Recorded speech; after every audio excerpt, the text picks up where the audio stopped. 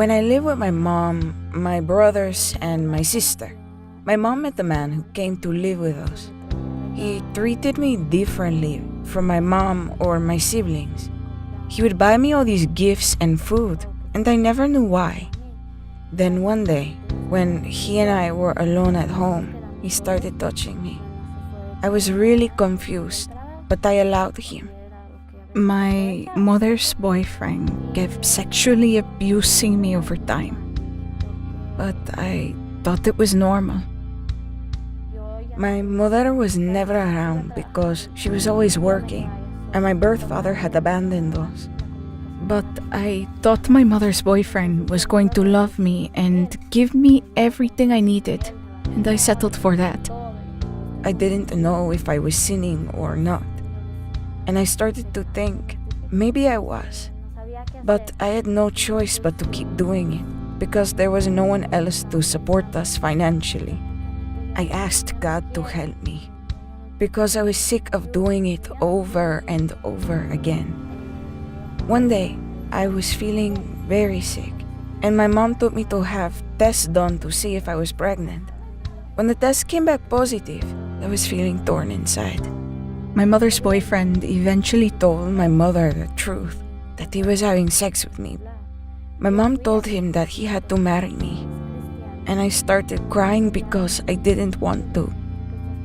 But then, my birth father found out I was pregnant. He called me and went with me to school to see a social worker, and I told him everything. My father couldn't take me into his home, but the social worker told us we could go to Casa Elizabeth.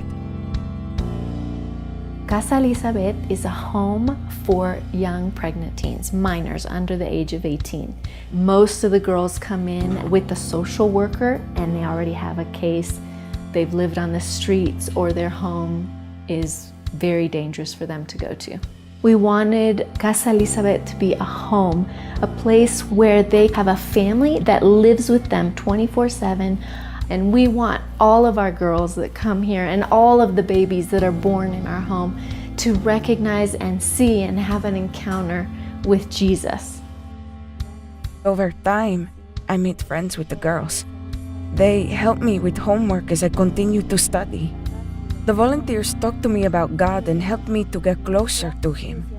They celebrated my birthday and even gave me a baby shower. Even though I didn't know where my mom or siblings were, and I would only see my father on weekends, I felt like I had the family here with the girls and the parents from Casa Elizabeth. When you're going through hard times, they talk to you like a mother or a friend. On the night I gave birth to my little boy Santiago, my dad came to the hospital with my stepmother to surprise me. It was a beautiful day. Santiago grew over the next year, and we had a party with some of my family when he turned 1 and I turned 17. Even now that I've left, I still feel happy because I know the people at Casa Elizabeth love me. I used to blame my mother for my pregnancy, for not taking care of my siblings or me. But at Casa Elizabeth, they told me I had to forgive her so that I could be free. So, little by little, I prayed, studied the Bible, and asked God, help me forgive my mom for everything that happened and everything she did. God gave me the courage to tell her that. It was hard, but I did it with strength from God. One day, I hope to get married to a man who loves Santiago and me and follows the Lord's commandments. I've seen examples of that kind of man thanks to the men who serve at Casa Elizabeth.